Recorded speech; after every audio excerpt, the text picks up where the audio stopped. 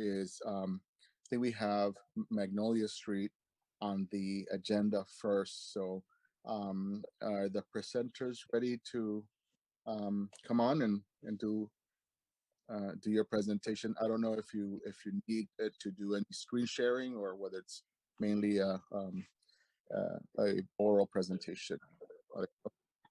Okay, you're on.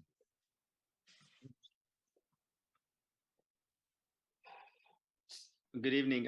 My name is Salman Chaudhary. I'm actually a local resident of Dorchester for a long time. Wanted to thank everyone for to give us the opportunity to present this to in front of you guys. I believe I have done one more presentation regards to this project before, probably about a year ago. But at that time, this project was completely different. We spent about 3 years working on this site. Our original thought was creating micro units on that site. We worked with BPDA for about 3 years, designing the building, coming up with plan what would go in that site. So our original plan was, I believe, 40 units of micro unit with no parking. And I think we had about 80 bike share spaces. After we had our final all planning and design all done, we went to the neighborhood for presentation. One of the challenge, we had a lot of opposition because there was they didn't want to see micro unit because they felt that it was a lot of density and there was no parking on the development. So because of those reasons, we listened to the neighbors, listened to what the community had to say, then went back to the drawing board and came back with a new design. The building footprint will stay pretty much the same. But what we did is we basically now going for 14 units of residential housing with 9 parking spaces. I think if you can go through the pages, you'll see what the building would look like. Yeah, what we're going to do is walk you through the presentation and save time for question and answers afterwards. I'm Andre Porter. I'm part of Solomon's team, and I facilitate the community engagement. As we said, it was about a year ago, maybe a little bit less, that we had a community meeting with DSNI, and as you've heard, it was a much different project. So now we are going to show a couple of slides, get you familiar with the current project, and then open the floor for any questions and comments. As you may have know, it is. Can you see my arrow on the screen? Yes. Yeah. Yeah. So it's a parcel now on Magnolia Street that's occupied by a 9-bay single-story garage that goes from the Magnolia Street all the way along the property line to the rear. Ceylon Park is on the other side of the trees on the rear of the property. As you can see here, this is a multi-story apartment building. And then I believe this building here is about 2 or more units of condos. It could be rental. I think it's condos. This just gives you kind of a street view along Magnolia.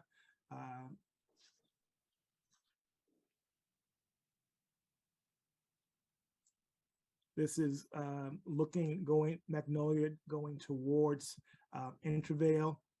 This is the front of the current building that's there now as it faces Magnolia Street. And then you have on the rear here a view of the park that's to the rear of the site.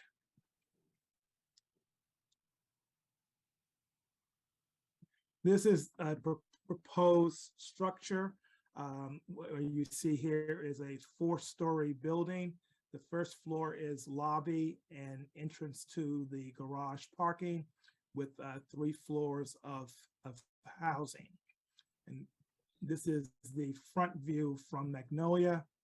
And then this is the rear if you were standing at the back with the park behind you looking towards Magnolia. So because it is on a slope, You can see here where the garage is below grade and you have the housing above grade, at and above grade.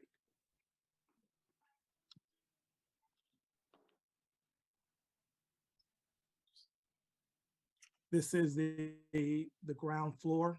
As Solomon said, there are all of this plan shows 8. Are there 9 spaces, Solomon? I think maybe it is 8. Okay. Eight Yeah, it is spaces. 8 spaces, yes. An elevator, a small utility room that could be used, I guess, for storage.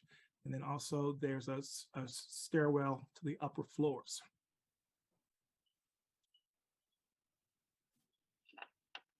As you can see here, now you're on the second floor.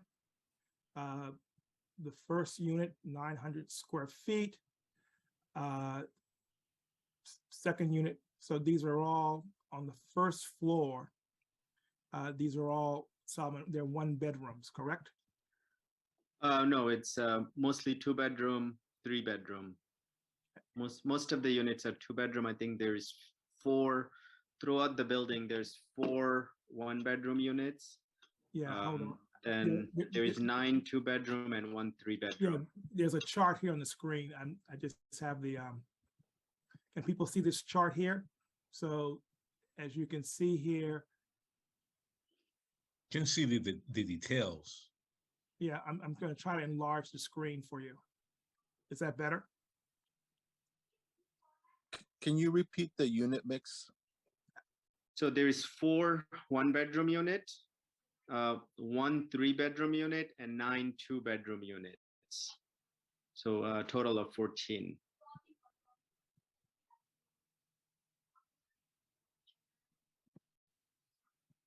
And people, let me just a little more enlargement.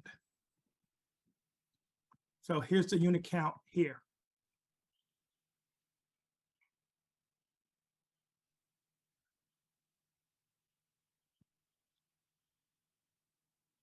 So these are all decent sized 2 bedrooms. 1 bedrooms are anywhere from 450 to 700 square feet. And then you have a 1,200, almost 1,300 square foot 3 bedroom unit. Questions on the unit count? I have a question regarding the square feet for those 2 bedroom unit. Do you have that number? Yeah, most of the 2 bedrooms are, as you can see, they're 901 square foot, 863, 900, 948. That's the total, right? That's the total. But the yes, square footage for the bedroom. The square footage for the bedroom, those are really good size 2 bedroom units. So I'm assuming the bedrooms are also good size. Do you have that number? We don't have it here, but we can. I don't have the exact bedroom square footage. I can get that to you. Yeah, but we can those bedrooms will be probably close to 200 square foot bedrooms, because there's plenty of square footage to make the bedrooms really good size. And then some of the units on the rear, as you can see, have that outdoor balcony. Yeah, pretty much all the unit has open outdoor space, patio. And then back. in the middle of the building, you'll see an outdoor balcony that's on the side of the building.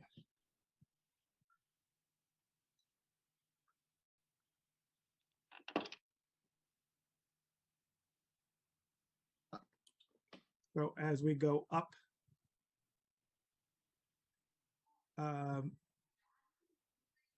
each floor is not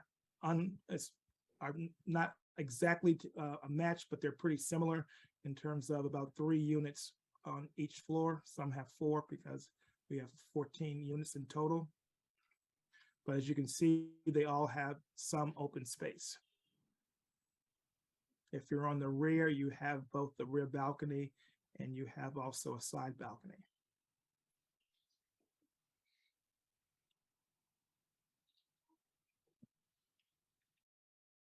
This is the fourth floor, top floor.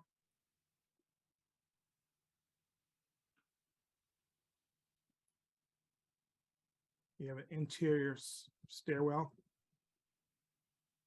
And as you can see, open space for each unit. And then for this would be the 3-bedroom unit here. So you've got actually 3 outdoor spaces, the 2 balconies on the side, and then the one larger one on the rear of the building.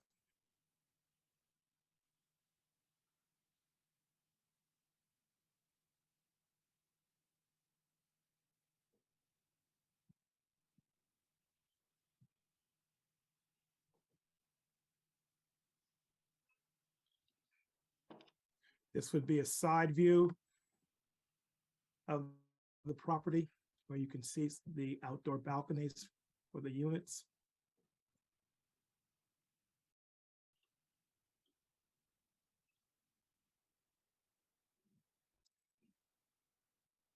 Another side view as you're looking towards the intervale direction of the building. And this is just an aerial view of the property.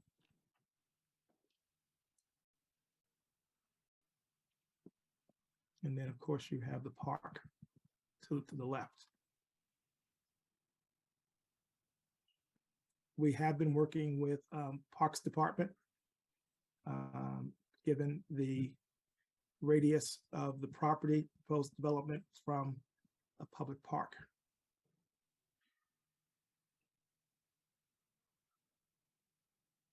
And this is just sort of some of the materials that are proposed. We can address that in the Q&A period. That just gives you an overview of the design and what is being proposed for the site. So we would be glad to entertain any questions and or comments.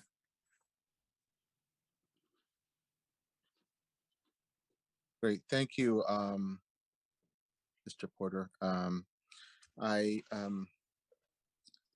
guess before we open it up, I was just, I want to say thanks for showing the later renderings, because the first ones were not very glamorous, and it was hard to get a sense of how your architecture and your finishings to the building sort of mesh with what's around it.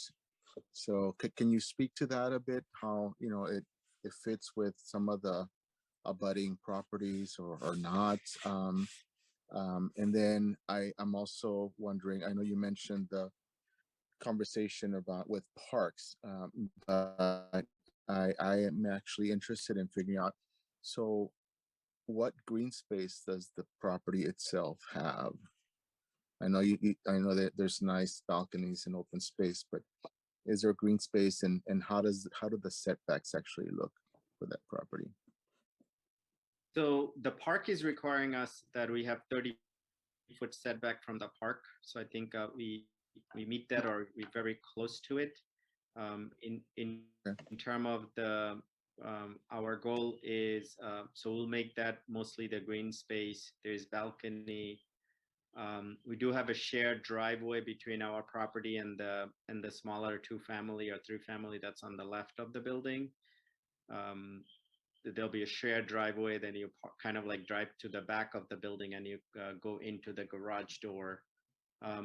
Part of the design was already that we worked with BPDA prior on the building design, where we took kind of like materials from the building that's surrounding area. As you can see on the right hand side, there's a brick building, which is a rental 3-story, but because of the way the road is a slope, our site is lower than that site. So even though our building is 4-story, but if you look at it, it's actually the same height as the existing building that's there. So in terms of the exterior mixture, we have some brick. It's like a brick panel, but it's like a terracotta panel, but that exactly looks like brick. So you won't even know the difference. We are using some PVC panels. So it's kind of like the design is more done by the BPDA. They kind of like mandate what kind of finishes we can use in exterior. All right, thank you. Yeah, So and on the roof, we are kind of like using the roof for solar panels and some of the condensers for the air conditioning.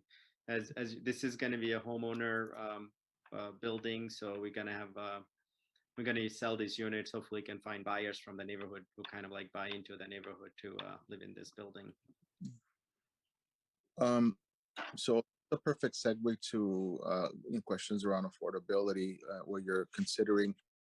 But before that, what kind of arrangement is there with that abutting property about sort of maintenance of that shared driveway, and like wintertime snow removal, that kind of stuff? Is there a written agreement? Is there some kind of understanding of who's? It is, yeah, it is a written arrangement because it's prior to we purchasing the property. There is an easement between two properties for the driveway. So it's part of the existing deed, how that driveway is shared. This is going to be 14 units of condominium. So condominium will have a management company, most likely. They're the one who is going to be shoveling the driveway on a regular basis. Thank you. Rene, or Minnie, I wonder if you can help me with sort of, I can't see if there's raised hands on this device. So let me call on folks.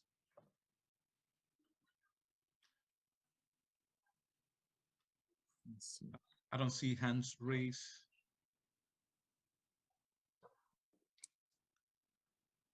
I'll ask a question. Thank you for the presentation and for, understanding you went back to the drawing board. Can you just speak a little bit more about, you said you were interested in the selling, you mentioned wanting to bring in folks who you're selling to. Just say a little bit more about that intention that you just mentioned. And of course, affordability is number one for many folks or up there. So would love to hear thoughts both on marketing plan and also what you think the range for sales is going to be. Thank you. So I live in the neighborhood. I live in Dorchester. We are pretty heavily invested in our neighborhood. We opened our first business in Dorchester in 1999. We own a Shanti restaurant. We have a location in Dorchester. We also own Dudley Cafe in Nubian Square. So we are a big believer of investing where you live. And our goal is finding brokers that also have the same mindset, who goes out and finds buyers from the neighborhood who's typically don't have the opportunity, because if they have to compete for a unit with buyers that's coming from Somerville or Cambridge, then they get outpriced. So our goal is find agents, which is we've been doing it all along, that has the similar mindset where they go out and find buyers from the neighborhood before it goes to the general market, and sell them that way. One of the things we are one of the things Yeah, that ahead, we've also are trying to do in some of our other projects in the neighborhood is partner with some of the nonprofits, who particularly those who may already offer first-time home buyer programs, and kind of try to a certain degree, if we can, is to build a pipeline of local current local residents who will go through the whole process. As many of you know, there are various programs with the city and the state to assist first-time home buyers, but in some cases, like I said, trying to create our own pipeline of people who will be ready to purchase once the construction is completed.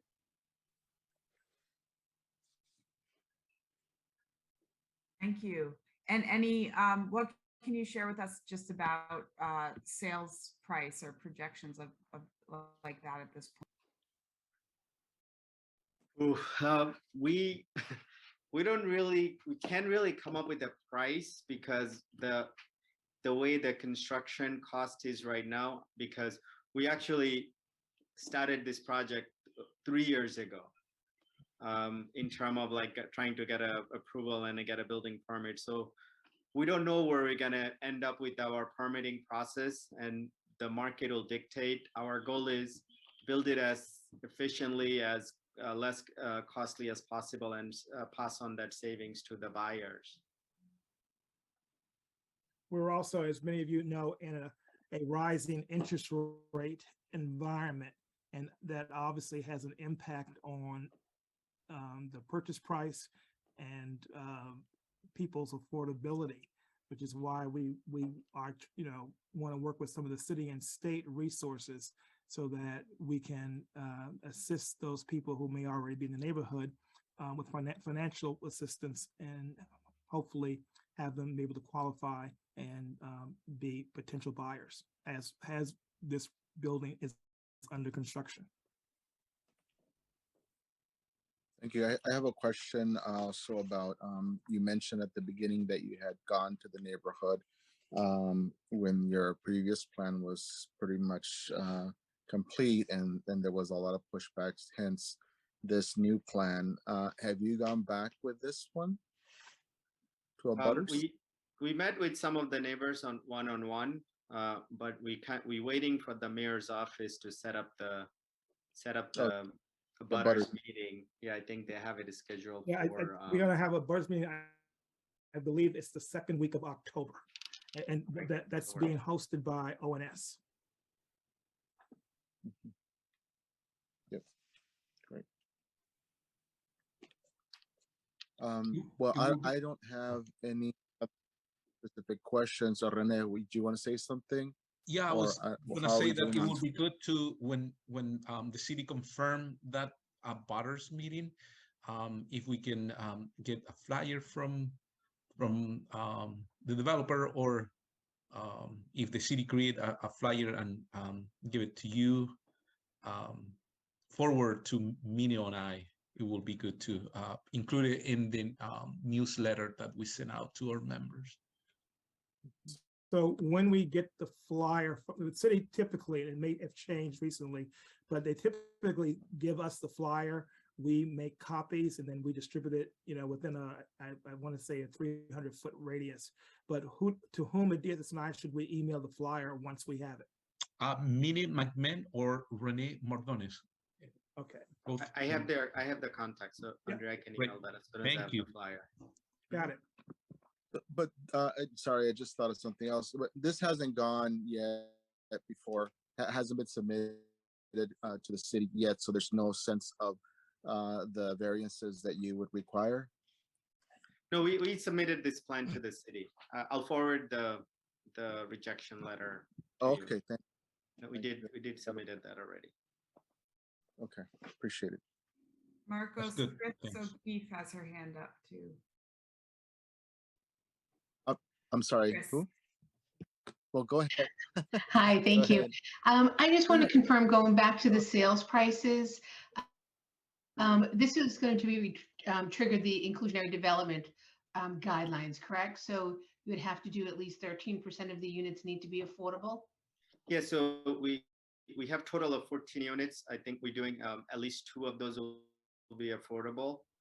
And then I think there is some money also is going to go into the inclusionary development fund. Okay, So there will be at least 2 units of affordable. great. And Minnie, just to get back to your question that you had asked earlier regarding sales prices. So those sales prices would be set and they're based on the BPDA guidelines. So they would be affordable. And I think it's, you have to have, so if it's 2 units, you probably can do one at 80% of AMI and one at 100% of AMI. So those sales prices right now on the BPDA, if it's at or below 80% of AMI, the marketing window is usually for affordable from someone to, I think it's 68 to 80% of AMI. So it does have a pretty good marketing window there. Right. Thanks, Chris. Any other questions out there? I guess a final question. So is there something specific that you're looking to get from us, from SDC, DSNI? Yes, I mean, the city's #1 challenges right now is housing housing, and we are a local developer who really invested in the neighborhood. So we are basically looking for a support letter so we can go through this process. That's good to know. Thank you. Marcos, can I make a last comment? That Yes, go ahead. Yeah, so we have been part of, like this movement that has been pushing the city to increase the inclusionary zoning in city and follow, like the example of Somerville, Cambridge, where they have 20% inclusionary zoning for private development. So I wonder if you are considering like go beyond what is required by the city at these days. I think, Chris, you can help me here. 12.5, I think, is the requirement. 13.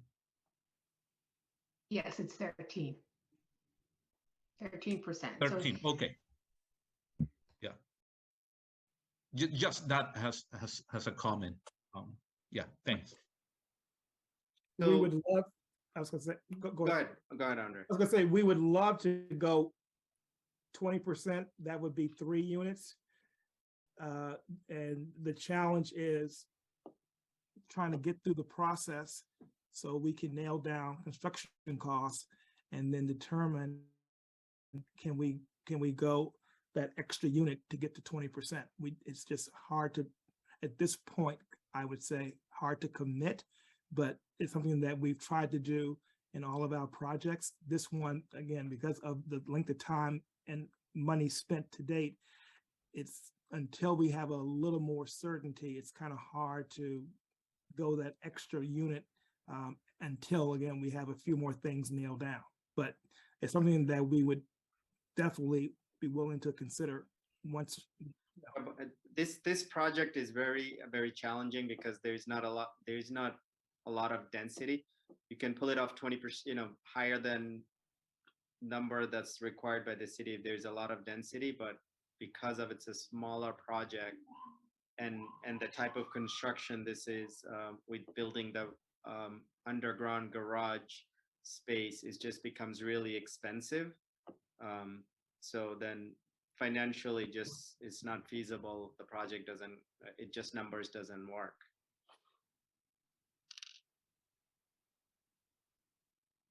And if you mentioned Cambridge, Somerville, the other neighborhood, those cities, developers can do that because the resale prices on their units over there is $850 to $1,400 a square foot, where Dorchester it's $500 to $550 a square foot.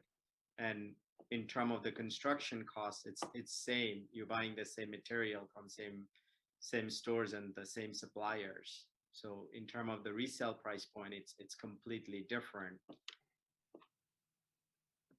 I just thought about one additional question, and then we need to wrap it up because there we have another presentation. But you mentioned you've done other projects. Can you speak to your success with the Boston resident jobs policy? If you walk into if you walk into Dudley Cafe, any of my stores, you'll see who works there. It's the local, right? I'm doing it every day on all my businesses. My construction, we do our own construction. It's pretty much everybody that works in our team are local. So I'm as local as it gets. I'm not building here, then going somewhere else in Newton or other neighborhoods and living there. No, I live here. I work here every day. My office is in Nubian Square, right across from Dudley Cafe that we own. I'm as local as you're gonna get. And everybody that's we looking to hire are always local. That's our first intention. Whenever we're looking for subcontractors, how do we go out and find that local subcontractors to work in our buildings? Thank you. All right, so I think we're ready to move on. Thank you guys for the presentation. Thank you for the time. We'll be hearing from. We appreciate it very much. Thank you. Thank you. Appreciate it. Hopefully we can get a support letter from you guys, just so we can move through the process.